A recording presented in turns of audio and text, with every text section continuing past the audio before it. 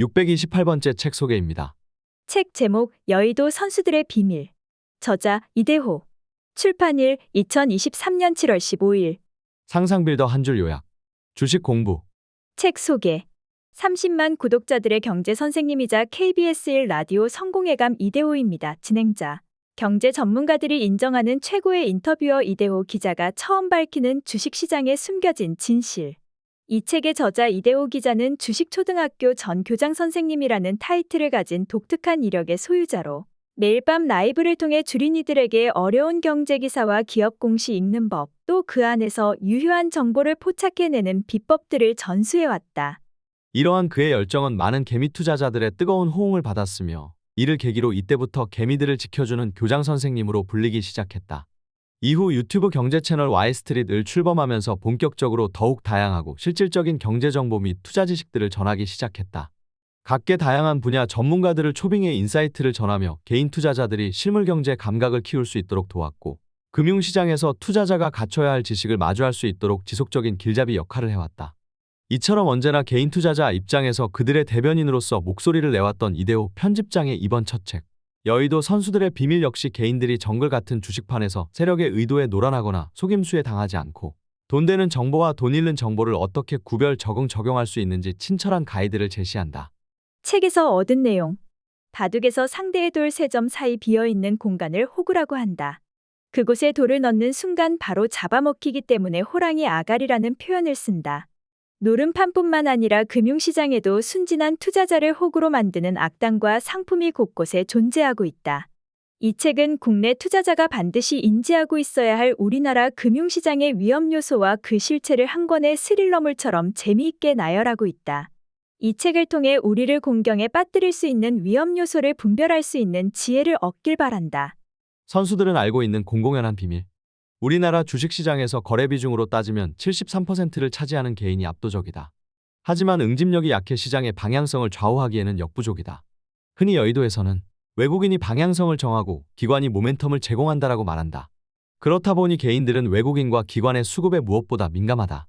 이를 이용해 증권사나 자문사, 자산운용사 등이 포트폴리오라는 이름으로 영업을 한다. 여기에 수급은 재료에 우선한다. 라면서 수급의 중요성이 강조되며 그럴듯한 포장지가 만들어진다. 또한 이 책에서는 정답을 먼저 보고 치는 시험과 같은 블록딜이나 유상증자와 공매도의 역학관계를 알 수 있고, 개인들이 자주 이용하는 신용거래의 현실도 목격할 수 있다. 기관 투자자에게만 하는 IR 기업 설명회, 아직도 태부적인 가이던스와 관련된 왜곡된 현실, 반칙이 난무하고 마음먹고 속일 수 있는 공시 제도의 허점, IPO 몸값 산정의 불편한 진실, 그리고 무엇보다 시장의 검은 손, 즉 주가 조작 세력을 만나 얻어낸 그들의 실체와 시세 조종 방법이 생생한 현장의 목소리로 공개된다. 모르면 당하지만 알면 돈이 된다.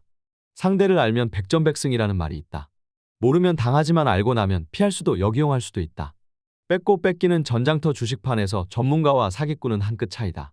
개인들이 이 차이점을 구별해내지 못한다면 언제나 소위 호구가 될 수밖에 없다. 이 책은 이처럼 개인들이 피해야 할 암초와 함께 투자에 도움이 되는 정보들도 가득하다. 정보의 홍수시대다. 저자는 경제부 기자 출신답게 주식판의 어두움을 들이우는 검은 실체들의 파헤침과 동시에 개미들을 지켜주는 교장 선생님이라는 별칭에 맞게 개미들이 거센 물살을 안전하게 건널 수 있도록 징검다리를 놓아주는 친절함을 책 속에 녹여놓았다. 이 책을 읽고 나면 더 이상 선수들에게 돈을 갖다 바치는 행렬에 휩쓸리지 않고 스마트한 개미로 홀로 우뚝 설 수 있다. 랩하는 주식 전문가? 투자 자문사가 일임업까지 영위할 경우 아예 고객에게 투자 판단을 일임받아서 투자 자산을 알아서 사고 팔고 할 수 있다. 이를 일임형 랩이라고 한다. 투자 판단을 일임받지 않고 자문만 해주는 상품은 자문형 랩이라고 한다. 투자 자문사의 경우 고객의 자산을 관리할 때 고객명의 계좌로 해야 한다는 점이 특징이다. 자산운용사 펀드의 경우 모든 고객의 투자 자금을 한데 모아서 집합투자재산으로 관리한다. 반면 투자 자문사는 자문형이든 일임형이든 고객의 계좌를 대신 굴려주는 구조다. 투자자문사는 자산운용사와 공통점이 있다. 바로 판매사가 필요하다는 것이다. 은행이나 증권사를 통해 고객을 유치하는 것도 똑같다. 직접 영업을 할 수 있지만 어찌됐든 고객의 계좌를 관리해주는 것이어서 증권사 계좌가 필요하다. 결국 여기도 증권사 같은 판매사가 갑이라는 말이다.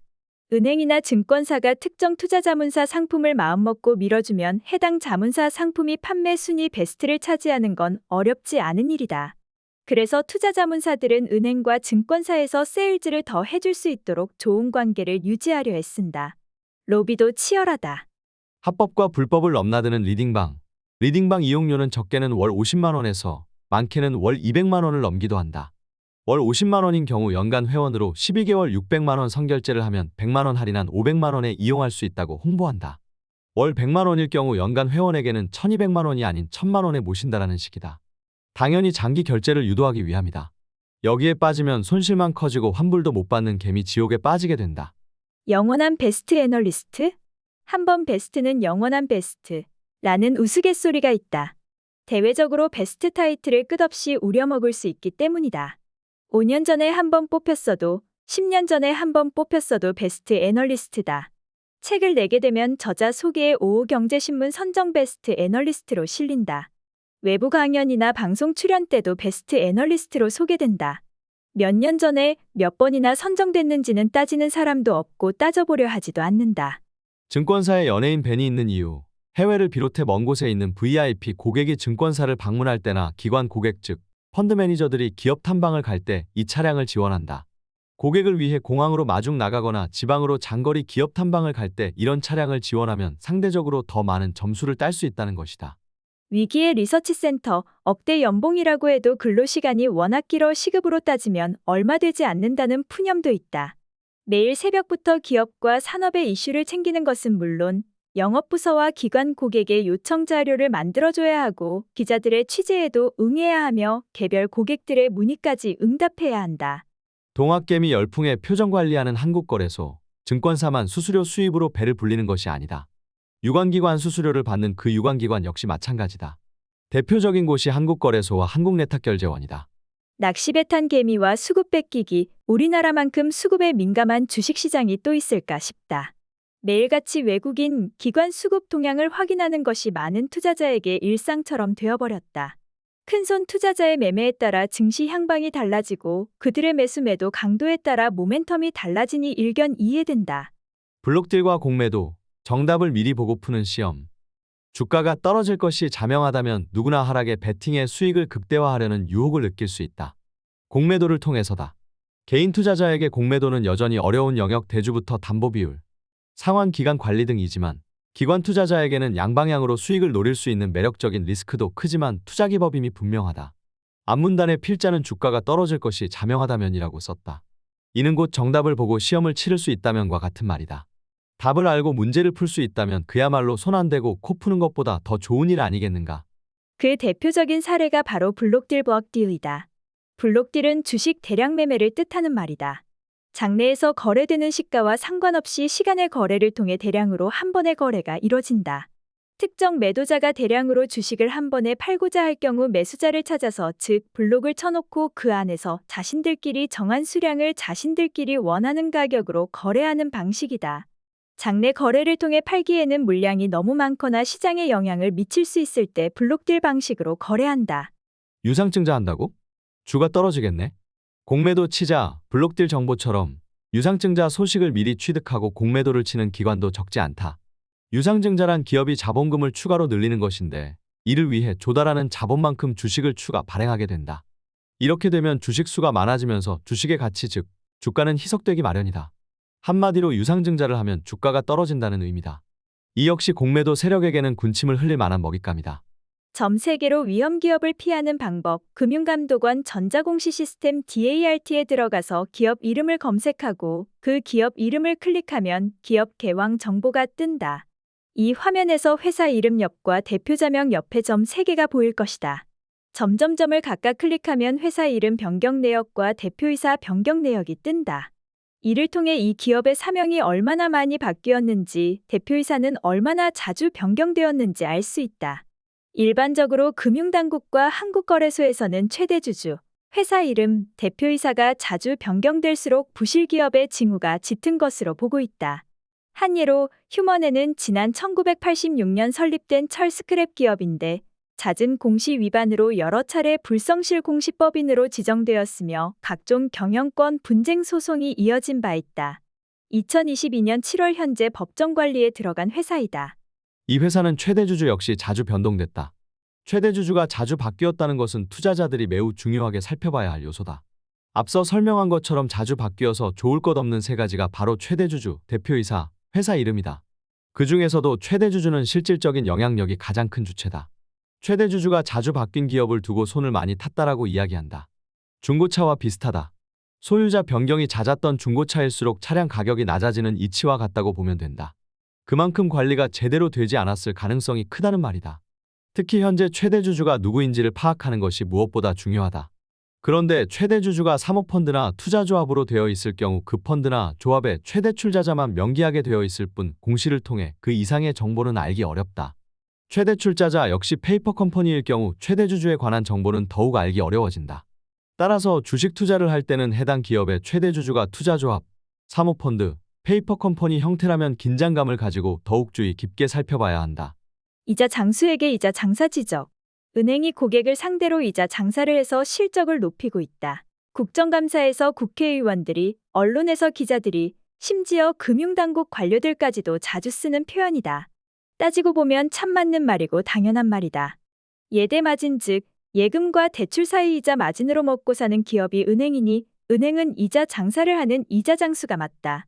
앞서 은행 KPI 편에서 설명한 것처럼 우리나라 시중은행의 수익 구조를 보면 전체 이익의 90% 가까이가 이자 이익이다. 이자 장수에게 이자 장사를 한다는 이유로 비난을 하면 과연 그게 논리적인 비판일까? 이는 사람들이 비를 맞고 있을 때 우산 장수에게 우산 장사를 한다며 비난하는 것과 다를 게 없다. 중요한 것은 예금 이자와 대출 이자 사이 마진이다. 그게 지나치면 과도한 이자 장사라고 지적할 수 있다. 다만 이는 민간 기업의 민간 상품 가격이니 법과 제도로 제어할 수 없다. 그렇게 해서도 안 된다. 밀가루와 파묘 등 원재료 가격보다 라면 가격이 너무 높다고 지적할 수는 있지만 그 판매 가격을 통제해서는 안 되는 것과 마찬가지다. 은행에 투자한 주주들에게 은행에 내는 interest margin 순이자 수익은 매우 중요한 지표다. 조달 비용과 비교해 얼마나 이윤을 잘 만들어내는지를 보여주는 경영성과의 핵심 지표다. 투자자 입장에서는 은행이 예금 이자를 적게 주고 대출 이자를 높게 받아야 좋다. 그래야 마진이 커지고 실적이 높아지기 때문이다. 반면 은행 고객에게 이는 화가 나는 일이다. 그렇다면 사회 전반적으로 은행 주주들의 목소리가 높을까? 고객들의 목소리가 높을까? 2022년 상반기 기준으로 KB금융지주의 주주수는 20만 6,270명인데 반해 국민은행 고객 수는 3천만 명이 넘는다. 은행이 높은 마진을 올리면 이자 장사라는 맹목적인 비난이 높아질 수밖에 없는 구조다.